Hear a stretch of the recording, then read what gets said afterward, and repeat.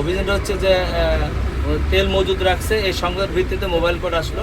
Mobile কোডে সহায়তা করার জন্য আমি নিজে আসলাম এখানে। এখানে আসার পর দেখা গেল যে এখানে যে 11 ব্যারেল তেল এই দোকানে মজুদ আছে এবং তার কোনো কাগজপত্র দেখাতে পারে নাই। এবং এখানে যে ম্যাজিস্ট্রেট স্যার ছিল তিনি তার অপরাধ বিবেচনা করে 6 মাসের সাজা এবং 10,000 টাকা জরিমানা করছে। আপাতত তাকে আমরা নিয়ে যাচ্ছি। আর আপনাদের মাধ্যমে সবার জন্য মেসেজ যে প্লিজ কাগজপত্র ছাড়া আপনারা যেটুকু প্রয়োজন আপনার সেটুকু তেল আপনি নেন, কিন্তু অতিরিক্ত তেল আপনারা নেন না। আর এইরকম ব্যবসায়ীর মতো যেন কেউ মজুদ না রাখেন, কারণ মজুদ রাখলে কিন্তু, কারণ আমাদের দেশকে আমরা ভালোবাসি। আমার সোনার বাংলা আমি তোমায় ভালোবাসি, আমার সোনার বাংলা আমি তোমায় ভালোবাসি। এইটা কি কাজটা ভালো হয়েছে? এগুলা এই জায়গার লোকও বলছে যে কাজটা ভালো না, আমাদের দৃষ্টিতে বল না, আইনের দৃষ্টিতে বল নাই। তাই আমরা আপনাদের মাধ্যমে জানাতে চাই যেন এইভাবে কেউ মজুদ না রাখে। ধন্যবাদ।